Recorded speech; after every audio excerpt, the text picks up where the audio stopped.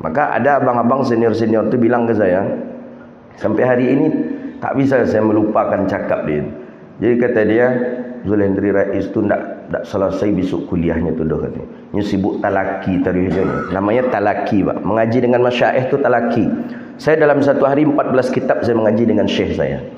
Jadi katanya tak akan berhasilnya tu dah katanya. Kuliahnya tinggal besok tu katanya. Orang talaki tu banyak gagal katanya. Saya buktikan. Selesai saya. Hadis itu termasuk jurusan yang susah ini. Jarang orang Indonesia mengambil hadis.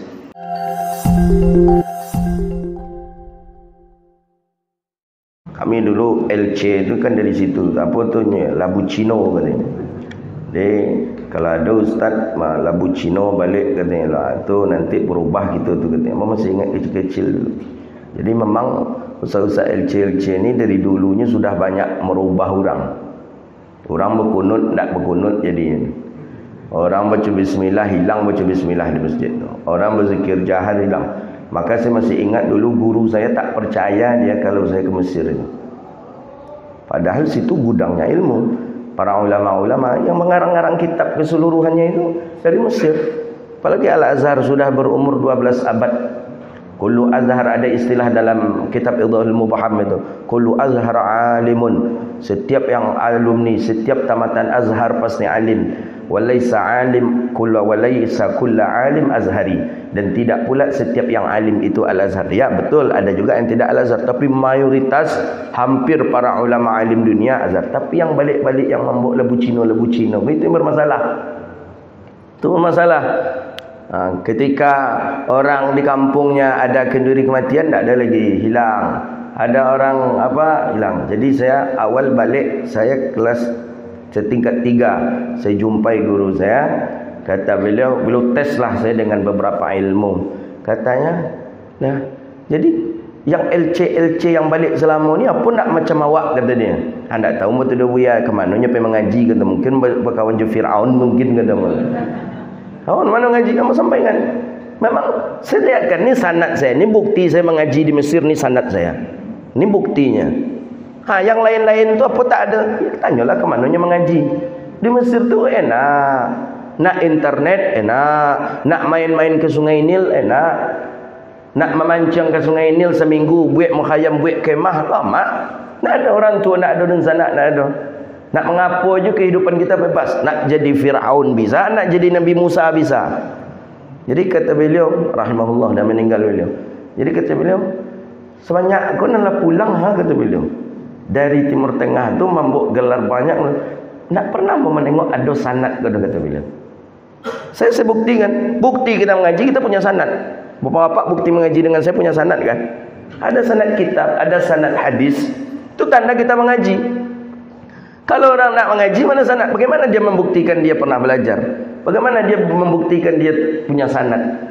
Ada pula orang hari ini nak ada tu kata sanad tu bisa dikarang-karang. Mana bisa dikarang sanad itu, akhi? Mana bisa? Guru kita meriwayatkan dari gurunya sampai kepada kita. Jadi itulah makanya saya tekankan betul kepada kawan-kawan yang berangkat ke Mesir. Tiba di Mesir itu memang ngaji, kata saya. Organisasi sangat menggiurkan di sana, Pak. Menggiurkan sekali. Organisasi partai politik apapun ada di situ. Organisasi ormas Islam apapun ada di situ. Ya, nampaklah organisasi bagaimana kumpul-kumpul, cerita-cerita, membahas iko. Sudah tu kadang bergitar-gitar. Sudah tu shisha, rokok yang pakai apa itu? Yang pakai air pakai itu. Mau nikmat itu tu. Waktu terbatas, saya sampaikan kepada kawan-kawan. Waktu terbatas, kata saya. Jadi saya memang ikut organisasi waktu itu ala kadarnya saja. Pokoknya ketika ada pendataan didata, itu saya datang ke tempat organisasi tadi. Tak ada, saya tak datang. Maka ada abang-abang senior-senior tu bilang ke saya, sampai hari ini tak bisa saya melupakan cakap dia. Jadi kata dia, Zul Hendri Rais tu tak selesai besok kuliahnya tu dah katanya. Dia sibuk talaki tarikh. Namanya talaki, Pak. Mengaji dengan masyaikh tu talaki. Saya dalam satu hari 14 kitab saya mengaji dengan syekh saya. Jadi katanya tak akan berhasilnya tu dah katanya. Kuliahnya tinggal besok tu katanya. Orang talaki tu banyak gagal katanya. Saya buktikan. Selesai saya. Hadis itu termasuk jurusan yang susah ini. Jarang orang Indonesia mengambil hadis. Karena mata kuliahnya banyak, menghafalnya pun begitu. Saya buktikan saya selesai. Dapat saya gelar Labucino, kemudian dapat pula saya ijazah sanad dari masyayikh. Saya buktikan. Akhirnya abang tu malu-malu aja minta jadualnya gini. Ustaz, ada jadual yang kosong gila kamu Ustaz. Wang pula le kata mula. Senior no, senior. Makanya macam kita tahu kapasitas dia, macam mana kita nak mintakan dia menggantikan. Kita tahu kerjanya waktu di Mesir main futsal, kerjanya kumpul sana, kumpul sini, organisasi sana, organisasi sini. Saya hari ini saya buktikan ke abang-abang tu, cakapnya itu saya buktikan hari ini. Saya buktikan, ni saya tamat di Al-Azhar, langsung saya pergi ke Sudan ngambil S2. Selesai S2 belum ijazah keluar lagi, ada namanya syahadah muaqqatah namanya. Syahadah muaqqatah itu ijazah sementara menjelang ijazah asli datang. Ijazah sementara itu langsung saya bawa ke Jazirah untuk daftar S3. Jadi saya tak pernah nganggur dulu, nganggur setahun dulu, 2 tahun santai dulu, tak pernah. Makanya orang kaget, kok bisa dia usia 30 sudah doktor. Janjian doktornya tu doktor berbuik-buik. Ada tu jemaah. Memang banyak orang tak sonang tu banyak. Jangan-jangan doktor itu dibuat-buat. Mana bisa di luar negeri berbuik-buik. Doktor mana bisa, ada sidangnya, banyak prosesnya. Kuliah dulu, habis itu ada ujian lagi.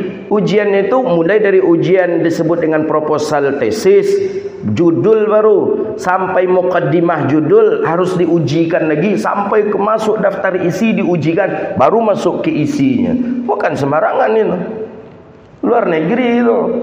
Jadi makanya orang heran, kok bisa seperti itulah jadinya. Saya dari Al-Azhar langsung berangkat ke Sudan. Sudan belum saya keluar ijazah asli. Hari ini selesai sidang. Selesai munakasyah hari ini. Kawan-kawan biasanya agak santai setelah sidang. Saya nak setelah selesai sidangnya pagi, malamnya langsung saya perbaiki tesis saya. Saya perbaiki, 1 hari 2 hari selesai, saya berikan lagi kepada musyrif pembimbing saya. Beliau sahkan, keluar namanya syahadah muaqqatah. Itu dijilid, itu 4 jilid, ditinggalkan di universitas. Disertasi saya, tesis saya dijilid 4 jilid, ditinggalkan di sana. Keluar syahadah muaqqatah. Syahadah muaqqatah ijazah sementara menjelang ijazah asli datang. Saya bawa itu ke Jazirah untuk mendaftar S3. Jadi wajarlah. Jadi kadang kawan ada je anak ungkinnya tu doktornya umur 30. Apa yang tidak bagi Allah Ta'ala? Pokoknya semangat. Maka saya sampaikan ke kawan-kawan yang sedang kuliah, semangat dan belajar. Waktu di Mesir terbatas. Kalau sibuk aja main futsal, sibuk ngumpul sana, ngumpul sini, harapan masyarakat banyak. Harapan masyarakat bagaimana kita pulang banyak membawa ilmu. Kita pulang bisa mencerahkan masyarakat kita. Saya sampaikan kepada, jadi ada je yang di sana sekarang, padahal dia tak jumpa dengan tak jumpa dengan saya waktu di Mesir. Ada dia bilang apa katanya? Tak usah tiru Zulhendri itu lah katanya, kurang pergaulan waktu di Mesir katanya. Ada adik-adik padahal dia tak jumpa dengan saya. Itu yang dicakapkannya kepada kawan-kawan yang baru balik. Nak ada pergaulan dengan mana yang tak ada? Ya kita, kawan kita di Talaki itu ada dari Malaysia, dari Brunei, dari Afrika, dari Maroko, banyak kawan-kawan di situ. Emang awak ke situ kawan je anak Riau aja tarui. Le di siko je kawan Riau, tiba ke situ kawan Riau je kawan Malay. Tu hangkuang nama kata orang Rahul. Carilah pergaulan yang banyak lagi. Ke Turki, kawan ada di Turki, banyak kawan-kawan kita ke Turki. Enak kita. Tu kawan saya dari Somal. Waktu di Al-Azhar kuliah sama-sama, ternyata sama-sama mengambil S3. Allah takdirkan kemarin berjumpa lagi. Nah itu tanda pergaulan kita. Bukan pergaulan itu di siku kawan Riau, kawan-kawan dari Minang, KMM namanya Sumatera Barat. Kemudian di situ kawan itu je balik. Jangan. Maka itu saya sampaikan kepada adik-adik. Makanya kawan-kawan yang balik dari Mesir itu tak mau dijumpa dengan saya. Kemarin ada jumpa di Madinah. Saya bilang, kalian balik Apa salahnya jumpa dengan saya? Kalian jumpa dengan saya, banyak masalah dakwah yang bisa kita selesaikan. Kalian bisa menggantikan jadual kami, pesantren kita buat. Alhamdulillah pesantren kita dah berdiri hari ini, alhamdulillah.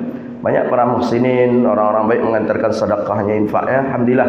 Tahun ini kita mulai belajar mengajar, insya-Allah. Sudah selesai, sudah bagus, tinggal finishing saja dengan keramik saja lagi, insya-Allah. Yang masih butuhlah bantuan bapak-bapak ibu-ibu yang Allah bukakan pintu hatinya mau membantu kami, silakan. Ya alhamdulillah, datanglah bantuan min haitsu la yahtasib. Ya, min haitsu la yahtasib. Allah bukakan pintu hati orang-orang untuk bersama-sama jihad fisabilillah. Kalau lembaga pendidikan dijadikan untuk ajang bisnis, kira-kira ya cukuplah banyak orang-orang yang menjadikan itu untuk sebagai pendapatan hasil. Tapi ini mungkin kita yang mengeluarkannya. Mungkin kita yang ikut berkontribusi, ya. Maka oleh karena itu, ya kita mengajaklah siapa yang masih ada, ya masih mampu untuk bisa saling berbagi. Kalaupun tak bisa berbagi itu, setidaknya memberikan informasi kepada orang lain.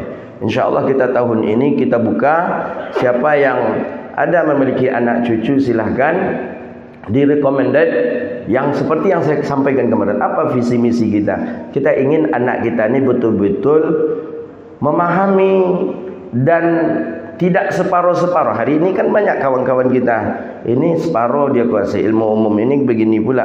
Jadi akhirnya seiku capang, seiku capek, seiku tabang, seiku lopeh. Jadi kita ingin anak-anak ini faham dia dengan apa yang amalan-amalan yang kita amalkan. Apalagi kita di Riau Melayu, mazhab kita Syafi'i. Amalan-amalan Syafi'i itu mesti dia kuasai dalil-dalilnya oleh anak-anak kita. Berkunut, apa dalil kunut? Tak tahu, pokoknya kunut itu sunnah. Dari mana engkau tahu sunnah? Guru-guru dan nyabui sunnah. Dalilnya apa? Anak tahu dan kata dia. Itu bermasalah kita.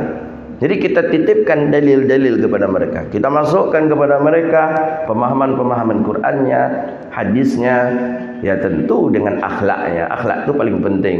Banyak pun hafal Quran tak ada akhlak, apa gunanya? Banyak pun hafal hadis tak ada akhlak, apa gunanya? Tapi pasti setiap pendidikan tujuannya pasti untuk memperbaiki karakter dan akhlak daripada anak didiknya.